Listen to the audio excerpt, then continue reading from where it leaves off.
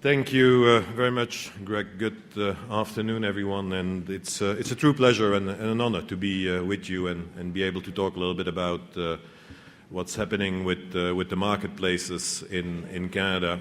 And I already had a nice introduction earlier when the question was asked about day traders. So I'm sure that that question will come back one way or another. The other point that I would say, Greg, 20 years of experience, sadly enough, it keeps being more and more than that. I think I hit now 25, but I never want to change that in my bio. So I'll blame it on myself. Good. What are the items that I wanted to cover with you when we talk about multiple marketplaces? Well, first of all, talk a little bit about why are Canadian securities traded. And why are the multiple marketplaces? I can imagine that quite a few people may have some questions about that.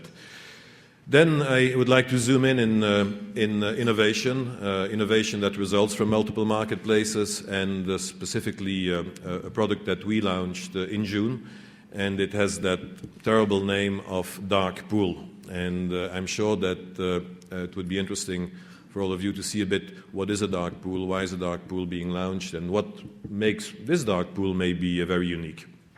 Then a few words about some of the challenges that I can imagine many of you and of your clients may be facing in a multiple marketplace environment. What are those challenges and what are maybe the ways to tackle them? And end with a few words about the next big step that we're looking to take at Alpha, that is beyond being a marketplace, it is our intent also to become an exchange. And I hope I will give you plenty of time for questions, and as I always say, don't worry about the questions, only my answers can be horrible, but the questions are always the good ones. Before I start everything, I've got one question for everyone. You've seen our logo. I think it's over here. I've seen it on the screens and so on. If I would ask you to raise their hands, who knew about Alpha Group before seeing our logo on the screens? See, that brings me back to reality. So I think we had about 10 people over here, 10, 15 people who know about Alpha Group. And I think that a good indication of one of the issues, one of the challenges that I come back to afterwards, that is a lack of awareness about multiple marketplaces and about who those multiple marketplaces are. Because, by the way, we're one of them. There's many other ones that are also active over there. But let's start with the beginning. And the first question is, where are Canadian securities traded? So if I would ask you the question, who thinks that the majority of Canadian securities are traded on the Toronto Stock Exchange? There's more hands coming up over there. Well, I'm afraid that I will have to disappoint you. If you look today at Canadian securities, what we see is that they are traded across a multitude of different places in Canada and outside of Canada. Let's maybe start with the little diagram there on the right, the pie chart showing Canada and US. This is showing you that today, when you look at the blue chips, Canadian securities, think about BCE, think about the banks, think about Suncor, over 50% of the volume in those securities today is taking place in the United States, in US marketplaces. Only 45% of those securities are traded in Canada. And that is the 250, 275 Canadian blue chip securities. If you then look at the Canadian market, and that's the pie chart on your left, you see a couple of colors over there. Orange is us, and there's no political meaning to that.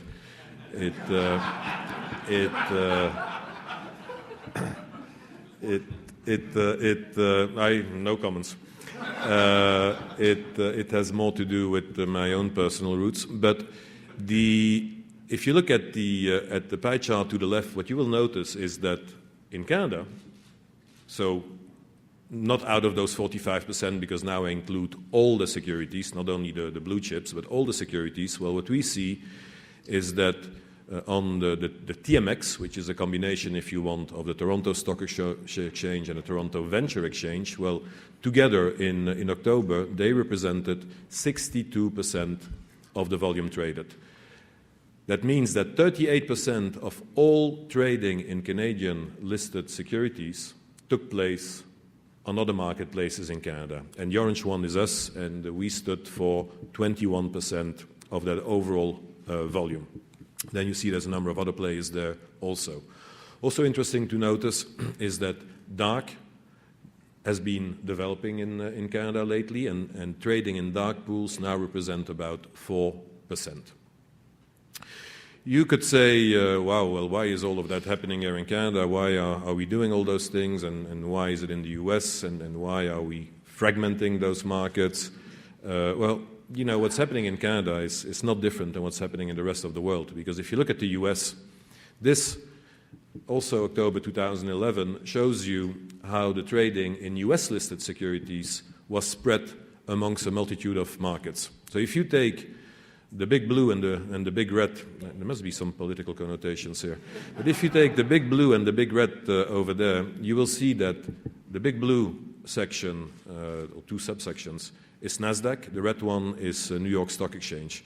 You see that the combination of both NASDAQ and the New York Stock Exchange represent less than 50% of the overall volume traded in the US. I think they are at about 45% or so. The rest is being traded on other marketplaces again, like Alpha. You got the green guys, so that's the Green Party. You got the yellow guys, that I'm not sure what they are.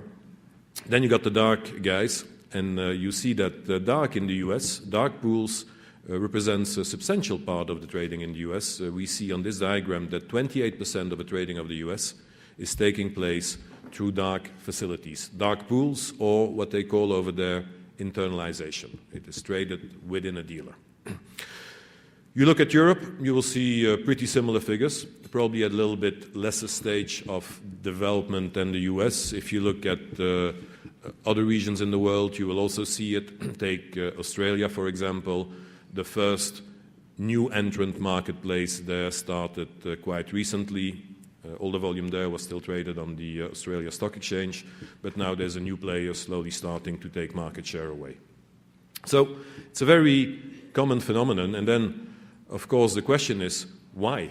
Why is that happening? Why are people coming with those alternatives where you can trade securities? Well, the key reason for it is very simple.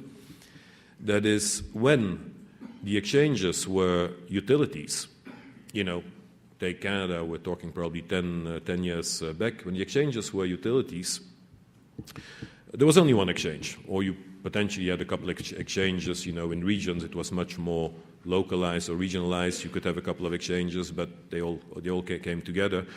And everyone at that moment was saying, you know, those exchanges, they're great, but they're not working very well. They're not efficient enough. We need to change their culture. We need to make them work better. We need to turn them into for-profit organizations. And I'm sure that you remember, I think it was in 2001 here in Canada, that the exchanges got demutualized. And that means demutualized, they became corporations. They were no longer utilities. They became for-profit corporations. And that was a great idea.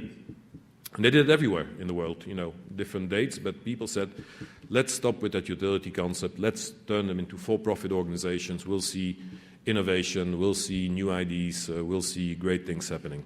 The one big mistake that everyone made and that people didn't think about, well, I should not say that because people thought about it in a certain way, is that what they set up were monopolies.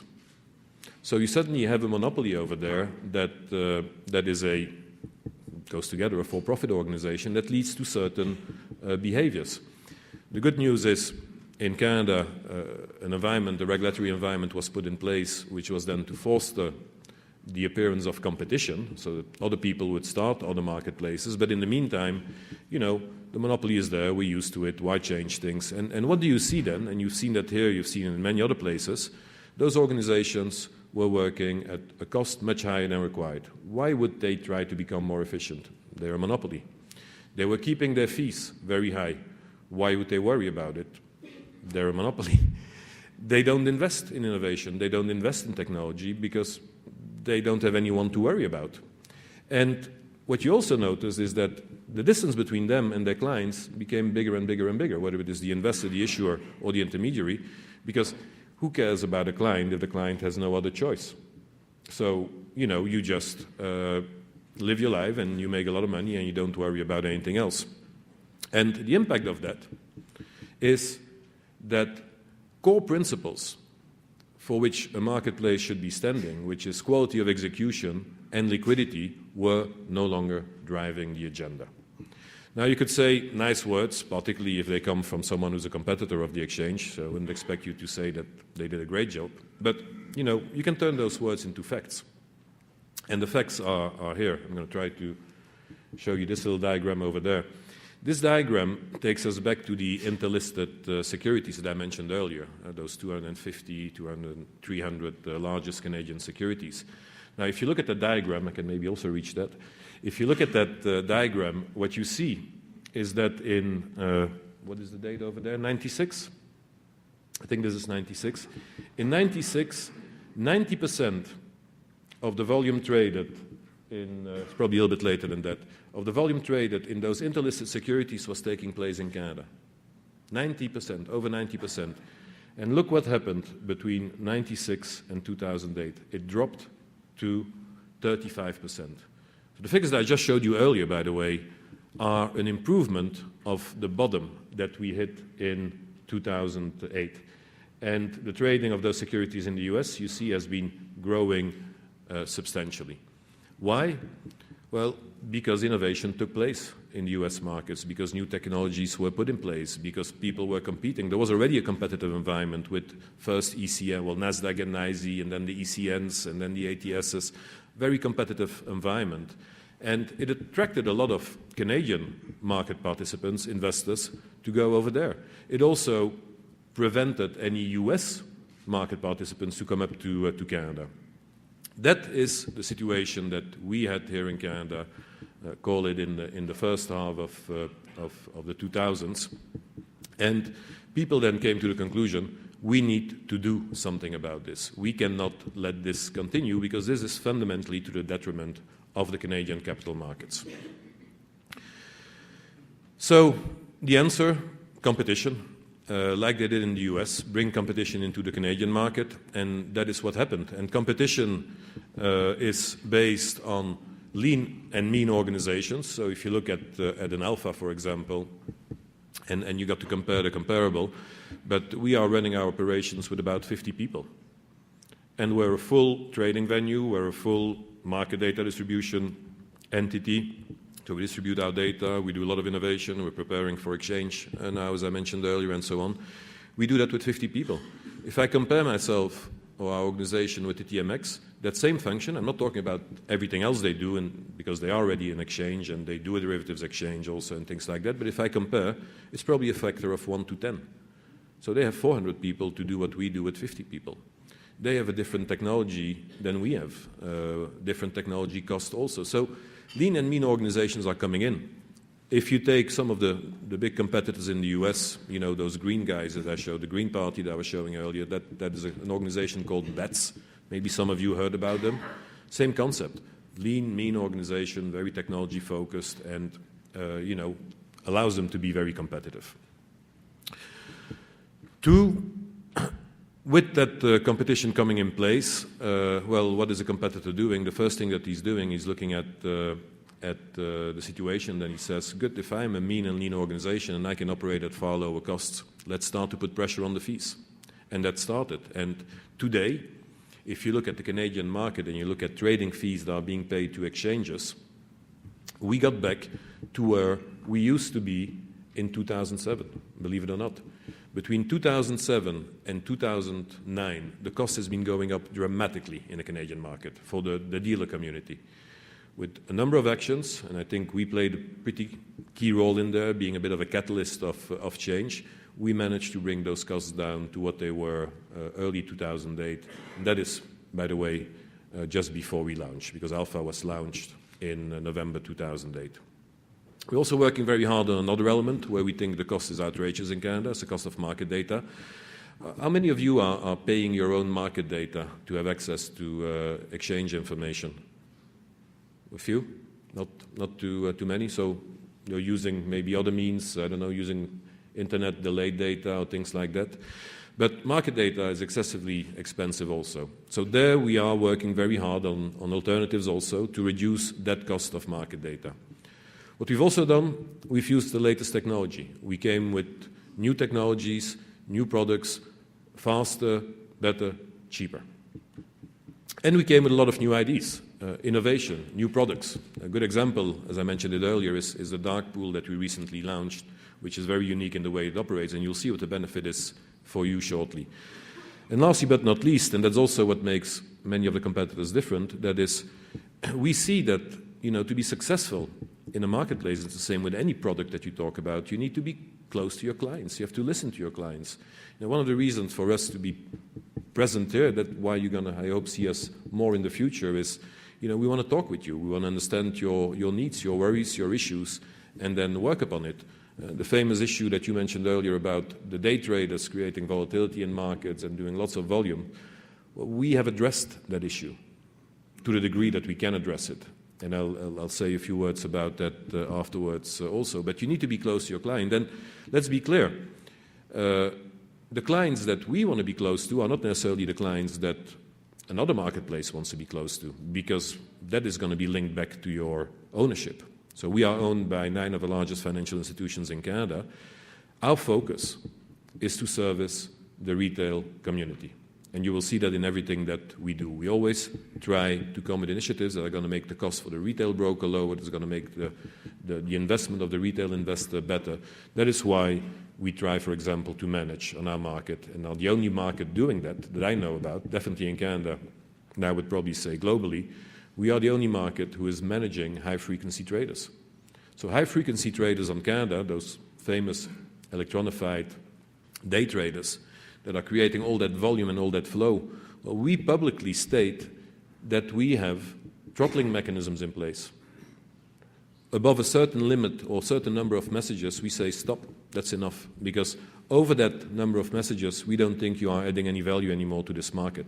On the contrary, we think you are creating issues because you're creating too much change, too much flickering quotes, which are not really adding value to the other investor. So that client proximity will always be linked to who you are. If you take another marketplace in Canada, a good example, and I don't know if anyone heard about them, it's called Kayaks. Well, they are owned by high-frequency traders. Guess what their attitude is going to be. So they're going to be doing all kinds of things that are more beneficial to them. And that is important to know, because it also tells you, when you look at those marketplaces, who is standing for what, who's standing for what values. An interesting way to look at how all of that develops is when you look at the little table I put there to the right. Oops, sorry. And I don't know how easy it is to read, but it shows you a little bit how the various marketplaces that are there. So you got Alpha, you got our dark pool, you got TMX. TMX launched a second marketplace called Select. I don't know if people heard about that, focused on high-frequency traders, Kayaks, Pure, Omega, Trike. And we assess them. It's our assessment, so take it with a grain of salt. But we assess them all according to principles of price improvement, trade size, information leakage, toxic flow, all kinds of beautiful words you can use. And, I think that from an alpha perspective, based on the fact that we tend to protect and focus on the retail investor, well, we're going to score very well, particularly our dark pool, because our dark pool, and I'll come back to it again in a few minutes, has been created for retail investors. It's the first dark pool that I know about that has been created for the better interest of the retail investors. But this table, which shows that we're a great organization, that shows that our dark pool is the best thing in the world after they invented the knife. What I can tell you, however, about that dark pool, and I asked the question earlier, is a couple of interesting facts. And I'm just going to mention one, but one which is very important. What do you think today is the average size of a trade on the market here in Canada? Who thinks it's 100 shares? 500 shares? 1,000 shares? 500? 1,000? 1,000? The average trade size today in a Canadian market is 400 shares a trade. That is on the average, and that's across all securities. So you got the ventures in there, you got the blue chips in there. It's 400 shares a trade. On kayaks, it's about 150. On the TMX, it's about 400. So they're pretty much at the average. On Alpha Lit, it's about 450, which has probably to do with the fact that we manage the HFTs a little bit. In the dark pool, it's 1,000. 1,000 shares per trade. And that's important because think about it. When you talk about quality of execution, if your order is executed in one shot, the probability of having a good execution is much higher than if it's leading to multiple trades at potentially different price levels. That is an example of what it means. So what competition is doing, and that is the key point, competition, just by the simple fact of there being competition, is again driving and pushing quality of execution and liquidity in the Canadian markets. And that is why it has been put in place here in Canada. And look, what I didn't mention here earlier, when you go back to the diagram, what is quite interesting is that from 2008, we launched in 2008, there was an ATS before us, I think in 2007, but as from 2008, alternative marketplaces like Alpha, really started to take off. And again, I think we played a bit of a role of a catalyst there by, forcing that change. And other marketplaces, you saw the other statistics earlier, are developing. And look what's happening with the interlisted securities. We are slowly bringing it back to Canada because competitive forces managed to get the Canadian market better again. And that is important. Now, I talked a lot about the alpha intraspread, or not so much maybe, but the alpha intraspread, as I said, is a dark pool. And a dark pool, I don't know who coined that name, but he probably should have called it a flowery pool or a swimming pool or a liquid pool, but someone called it a dark pool, so immediately everyone is saying if it's dark, it's bad. Dark Father, Dark Knight, we know them all. So dark pool. But what is a dark pool? A dark pool is a place, think about a marketplace. For those who know the TMX, think about the TMX, a marketplace where you can trade, like on the TMX. But the big difference between a dark pool and what we would call a lit pool, which is what the TMX is, or Alpha Classic is, our other marketplace, is that the people who are putting resting orders on that marketplace, they don't show them. So you can't see them. They are there, but you can't see them. So you're looking at something and you don't see anything, but there are orders over there. They're just hidden. No one can see them. Why have dark pools? But then if you send in an order, a market order, and it goes into that dark pool and there is something hidden over there, it will hit it. So that is how a dark pool at a high level works. Now, why are the dark pools and why have they been invented? Well, initially, if you go back 15, 20 years, I was already in the industry in those days. When you go back 15, 20 years, they were created for trading large blocks. Think about the big Manulife, think about a big institutional investor who wants to trade, 300,000 RBCs. The last thing that he wants to do is put that order in a market where everyone sees it and says, ooh, he wants to do a deal, so let's start moving those prices. So he wants to hide. And he can trade in multiple ways. We have something called an upstairs market, so he can have a dealer that puts up his capital for him. Or he can use what we call a dark pool. And the order is placed over there. No one knows about it, but if people want to trade, they could hit him. And then, there's no information available about the fact that he's sitting there with a large intention to buy. That is how it all started. And the objective, as we call it, is to minimize market impact cost. That was the first reason for dark pools. But then the second reason that led to the development of dark pools is that lit markets have been more and more subject to what we call toxic flows. And what are toxic flows? Toxic flows are people who are coming into markets and who have better technology, who are faster, the electronified day trader that we talked about earlier, or high-frequency traders, to use the term that everyone is talking about. And they are faster, they have an access to information that is faster also, not because they have insider trading capabilities, but just because their technology is better and they can send you tons of orders and they can change your orders in microseconds.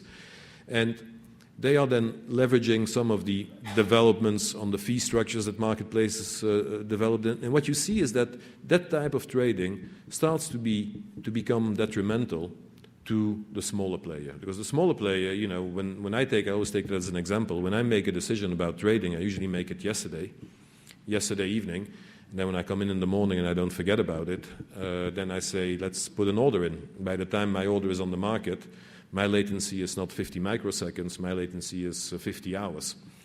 So not really leveraging informational advantage over there, but they react to everything in microseconds. So you're always running behind them.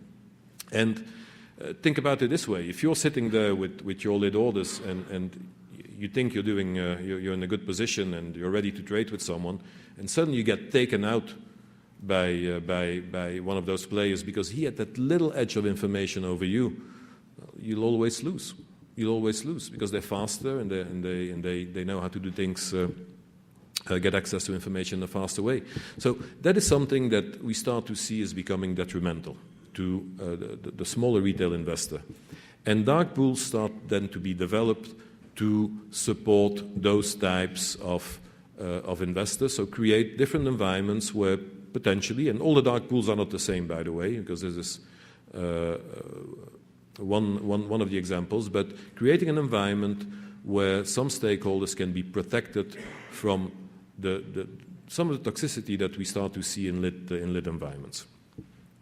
As I said, there are tons of different dark pools. Some dark pools are only allowing institutional players to trade with each other. Some dark pools are a broker-dealer saying, send me all your orders and I will always make sure that I trade for you at the national best bid and offer. It's an internalization model.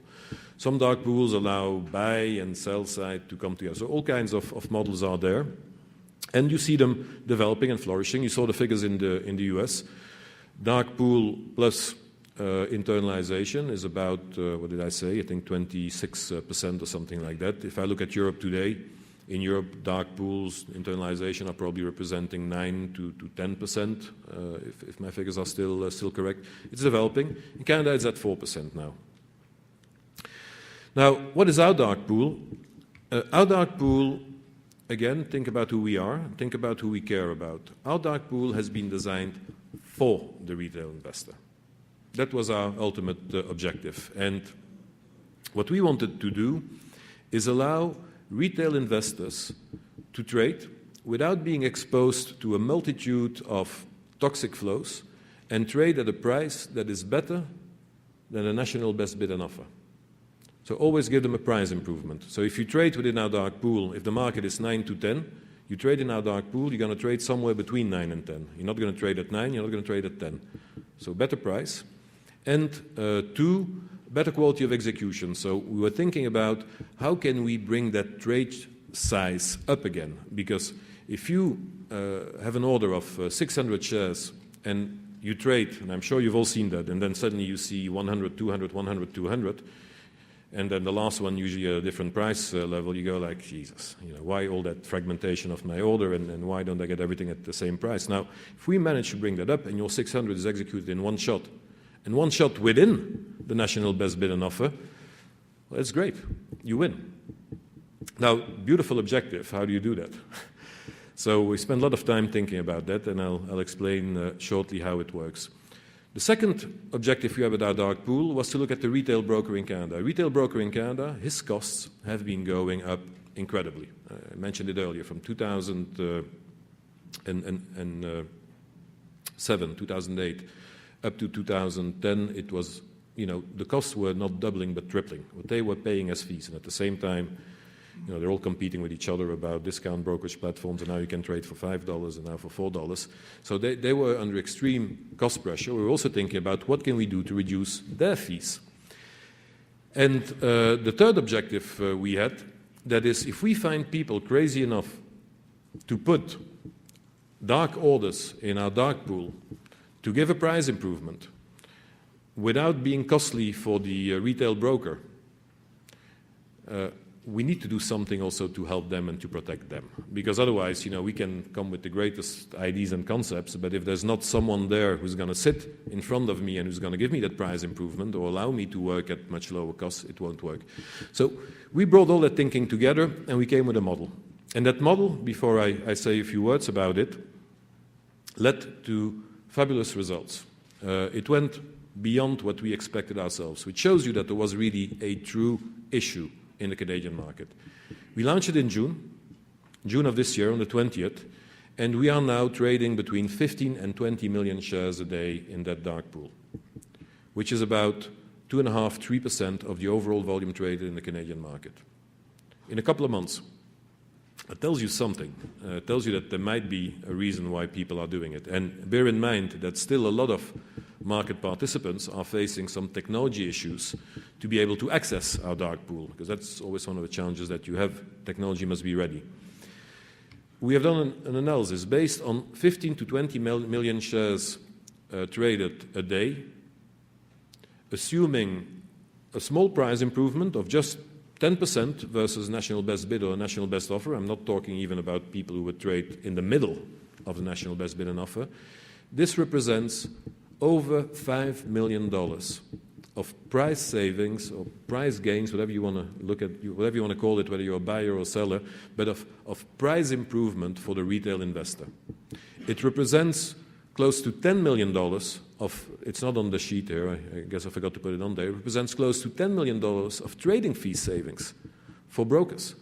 So a big win-win for all the parties. And the average trade size since day one is 1,000 shares, about 2.5 times the size of the average trade size in the Canadian market. And we're bringing that average trade size up ourselves also, of course. About 7 times the average trade size of a market that is really focused on electronic day traders, as you call them. So quality of execution, price improvements, cost reductions, that is what it all led to. And how did we do that? Because that's a big question. How did we do that? This diagram shows you the basic principles of how it works. So if this is a national best offer, and that's national best bid, so the market is 9.10, and that is all the marketplaces putting their best offer and their best bid together. We look at 9.10 is what the market is offering. People can then put orders on alpha in its dark pool with a price improvement of 10% or 50%. So if the market is at 8.9, you could put an order here of 8.9, or you could put an order there of 8.1. Dark, no one sees it. You can also put an order here at 8.5 if you want. If you're a buyer, or you could put an order there at 8.5 if you're a seller. Anyone can do that, and we have a lot of people who do it. We have sell-side, buy-side firms who do that. We have day traders who do that. Interesting. So a lot of people are doing that. But then what made our market very unique is that the only people who can trade with these orders that are sitting there with those dark orders are retail investors. So only retail order flow, only retail orders can come into our dark pool to trade with those dark orders. So it's always a retail order that will have the benefit of the 10% price improvement or the benefit of the 50% price improvement. Now you're going to say, well, why do you do that? Why don't you let everyone benefit from it?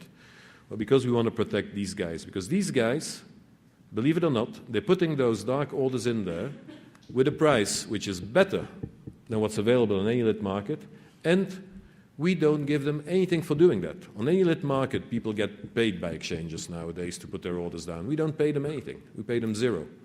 And they're ready to put their orders there, and they're ready to give it at a better price for one simple reason. That is because we guarantee them that only retail flow will come to them, and not that famous toxic flow that I was talking about earlier. Take the toxic flow out, and everyone is willing to do better. And that is the underlying principle of the model, if you want. And If you look at a typical example, we got one over here. The market is 2502, 2505. Well, if you have a dark order in there of 300 at 25, what is it, 02, I think that doesn't look correct, but it should be 035. The dark order comes in. Oh, here's the dark order, sorry. Dark order is there with a price improvement of 50%, so 25,035. A retail order, someone wants to sell. He wants to sell at 25,02. That's what he sees on the lit market, the national best bid at that moment, comes in, and he trades not at 25,02, but he trades at 25,035. And that is where he gets his price improvement. And the fees, by the way, that we charge for the retail brokers when they send us those orders are about 15% of the typical fees that exchanges or marketplaces charge in Canada. That is why everyone likes it. That is why you get those big benefits that I talked about earlier. Now, what are the challenges for the investors? What are the challenges for you with all those marketplaces? Well, I think the first one, I demonstrated it when I asked you, do you know who Alpha is? That is, you need to know about us. You need to know about all those marketplaces. And then, more importantly, you need to understand what the differences are. Because the one marketplace is not the other one. We have different objectives, we have different missions, we have different intents. And often you can see that the ownership structure will somewhere translate what our ambition is and what we want to achieve, because that is the ones where we want to be supportive of. Two, very important, that is, have access to market data. And one of the biggest challenges that we have a lot of comments about, comment that I got a few times is, Alpha is dark. I said, no, we launch a dark pool. I said, no, Alpha is dark. Everything is dark at Alpha. Then the answer is no. Lit market, who is, big component of trading now in Canada, is available on Thomson Reuters, on Bloomberg, on Stockwatch, many other places. And then they say, yeah, but I can't see it. And then we say, yeah, but if you don't say, I also want to see Alpha data, you will not see it. And I think it's very important to realize that if you are using a Stockwatch, if you're using a Bloomberg, if you're using another type of tool, you have to make sure that the data is enabled, because our market is as transparent as can be. You can see everything that happens on our market, and even our dark trades are reported real time. You can't see the dark orders, but that's on purpose. But everything else is fully transparent. But you have to ask for the data. You have to enable your tools to have access to it. If you're using a discount brokerage platform, you have to ask your retail broker or your discount broker, make sure the Alpha data is there. So we have a very, very big development taking place next week. For us, an enormous win. One of the largest, I don't want to do any advertising over here, so I have to be careful, but one of the largest retail brokers is going to publish Alpha data on one large component of its discount brokerage platform. And in a couple of months, they're going to do it across the board. That's important because that allows you to see what's happening. And also bear in mind that many of the classical reference points that you look at, if you look at the Globe and Mail, if you look at their website, just to take them, and I don't want to point at them specifically, but they only give the TSX view of life, which is no longer the reality. It's, as you saw earlier, a component of trading in Canadian listed securities. Let me give you one other fact. You've all heard about exchange-traded funds, I'm sure. So the answer is going to be probably a little bit induced by what I'm going to say, but what marketplace do you think is today the marketplace where most exchange-traded funds are traded? Alpha. So we became the biggest marketplace in trading exchange-traded funds. We're bigger than the TMX. I'm sure you didn't know about that. And I'm sure that when you look at your data about the TMX, that you say, God, HNU yesterday didn't trade very much. Well, maybe traded 300 on the TMX, but it probably traded 1.6 million on Alpha.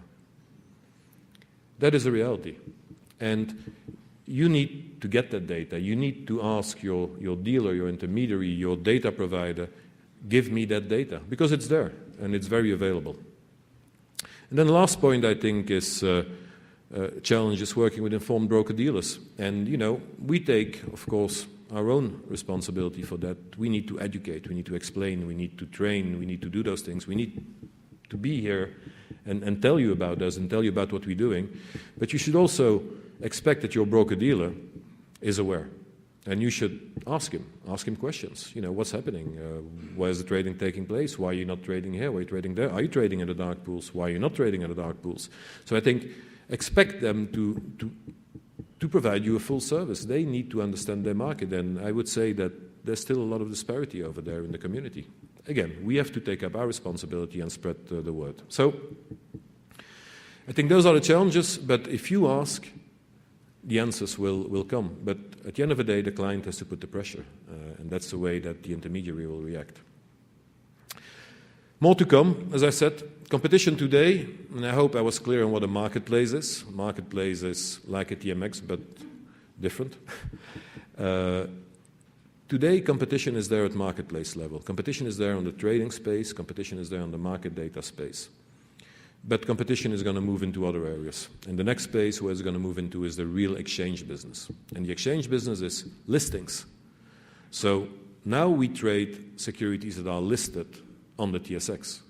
Tomorrow we want to trade our own securities that are going to be listed on Alpha.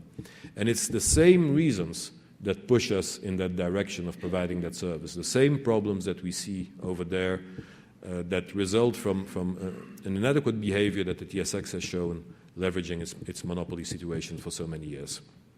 What we want to do is we want to come with solutions that are going to help the Canadian entrepreneurs. We think that in some areas, in some sectors, we're not doing anything. Everyone is focused here in Canada on mining oil and resources. Great, you know, I'm not going to complain about that. I think it's one of the big assets of Canada. But other sectors are totally ignored. So we're going to start looking at other sectors. What can we do to generate economic growth in other areas? Because the environment today is not fostering the growth and the eclosion of those types of organizations. We're going to look at better quality of listings. You know, we fundamentally believe, if you look at the ventures, that there are securities on the ventures, listed on the ventures, that should not be there. They are listed far too early in their life cycle to be successful, and then they get the entire burden of being a listed security. We need to find better ways to help them through their life cycle and make sure that when they list, they are ready for listing. So our listing criteria are going to be harder. I can already tell you that. Does that sound bizarre if you're a competitor and you say, I'm going to be tougher? But we're tougher because we want better quality, and that's a big difference. What we also want to do is stop, and that you see, we want to stop entrepreneurs from leaving Canada. If you look at certain sectors, when they have an idea, they have a product, what do? They go to the US. And then once they find the capital over there, they list on the NASDAQ and you never hear about them anymore. We're missing that. We have to bring those back. It's almost the same example as the one about the market share in blue chips. Let's bring them back. But we have to give them the services and the products that they need. A lot of entrepreneurs also go immediately for merger and acquisition. They build up and then they say, I want an exit strategy. Let's find someone who buys me. You know, RIM and Nortel were, no, I shouldn't say were. One was and the other one still is. Great companies. But I think they have caused a lot of harm to the technology sector. Because every time there was something good, they bought it. And the entrepreneurs loved it because, you know, they got a couple of million and they're gone. We have to bring those guys to the exchange. We have to list them, but we have to list them in an environment that will allow their success. And then the last point, someone made a comment earlier. We're talking about HFTs over there, and someone said ETFs. And we said, no, HFTs. He said, but ETFs are bad too. Well, I don't know if ETFs are bad. I think ETFs are a good product because it allows a smaller investor to have access to a portfolio. Otherwise, you need to invest in every subcomponent, or you need to invest in gold, or you need to invest in this or that, which is not that accessible. I think ETFs are good. And I think that we need to bring more, to be honest, more of those products to the Canadian market. I think Canada today is underserviced with products that are retail-focused products that give them a much easier access to a multitude of asset classes. And that is typically something also that we want to do at Alpha. We want to bring some new products. We've seen some, you know, based on all the years of experience and traveling around, we've seen great products in other regions in the world that have not been brought to the Canadian market. And there again, we want to be innovative. Come with new services, come with new products. So, yeah, more competition to come. Once we are on exchange, I'm sure you hear a lot about us. And that's it. That's a bit the story about Alpha. And Greg, I hope I I think I probably passed my time that was foreseen for me, but happy to take any questions. And I said, there's no stupid questions, only the answers can be stupid. So go ahead. Over here? Yeah. It's maybe less a question and perhaps more of a comment and a kudo. What I hear is that with your entrepreneurship model, you've got lower costs, lower fees, better technology. You're driven by... Wow. You're driven by client needs. You avoid toxic clients. You always favor the retail investor. And you're tougher because you want better quality. You sound like the antithesis of regulators. To me, you symbolize everything that is good about business in Canada, and I just want to congratulate you. And if the practices you follow were the same philosophy driving regulation, we'd all be better off. Thank you.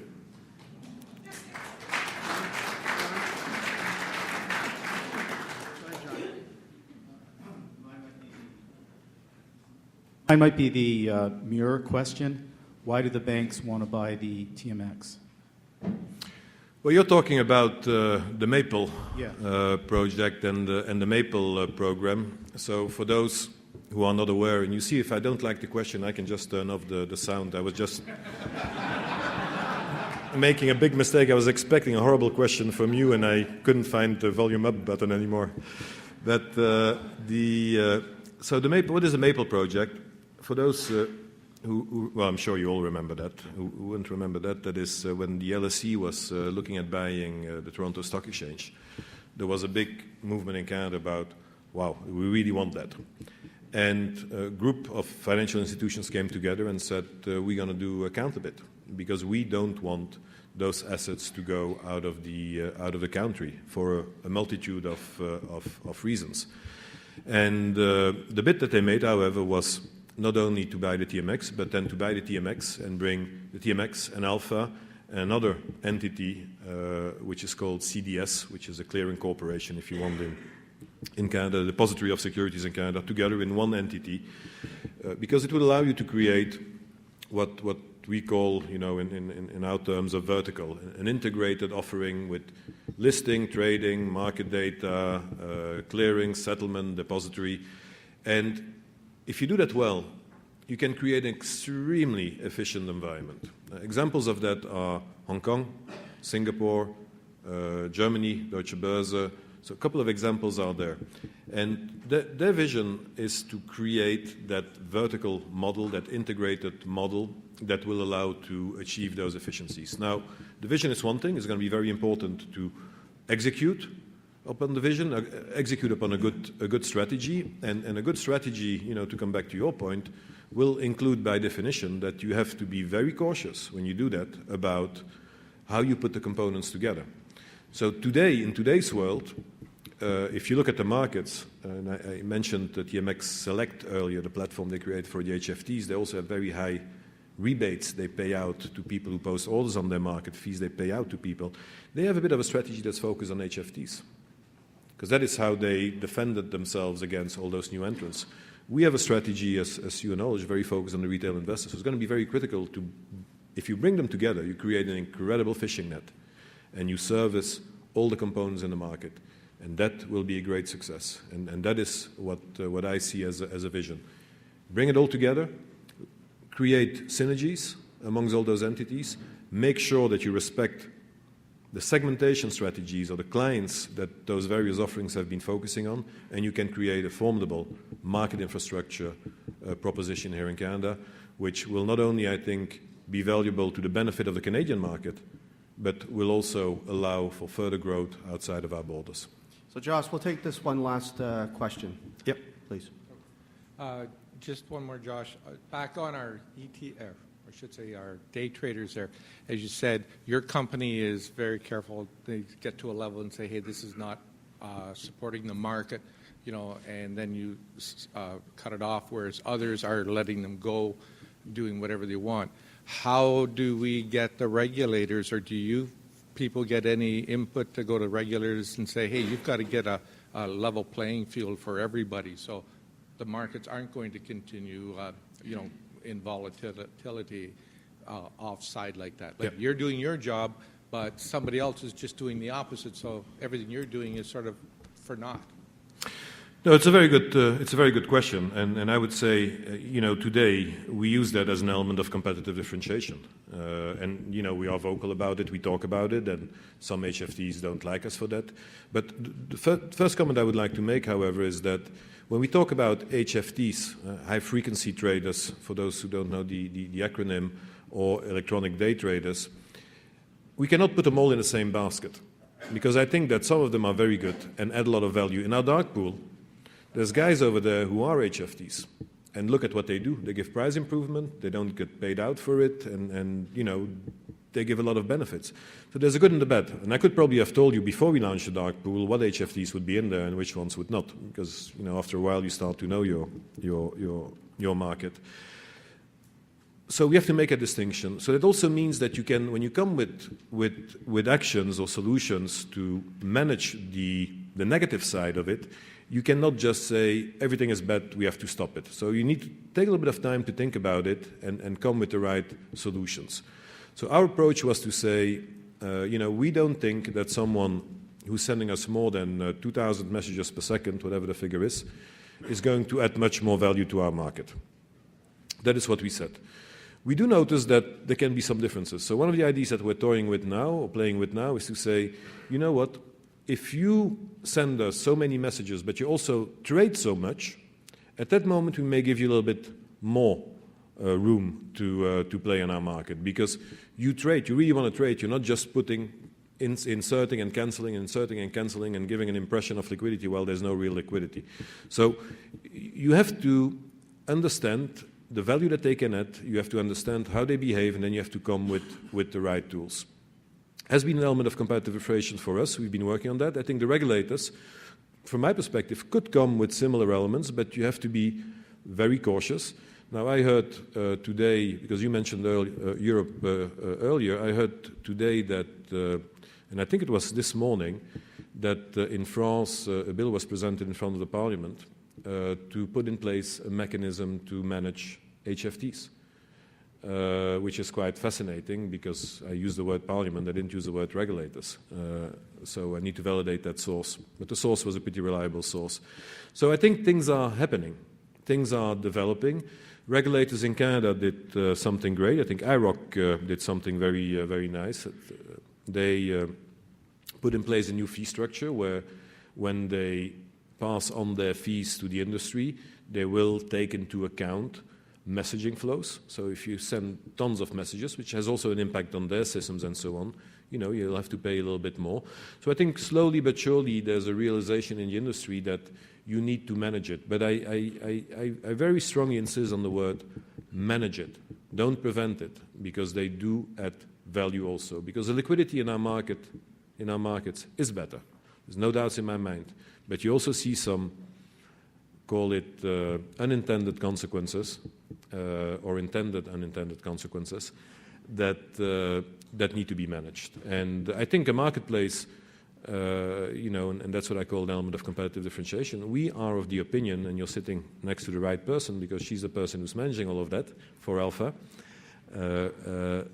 We are of the opinion that a marketplace has a responsibility to play, and a responsibility to stand for the quality of execution. So we picked up that responsibility, we execute upon it, and it's just up to us now to make sure that everyone realizes and see how it translates itself in facts.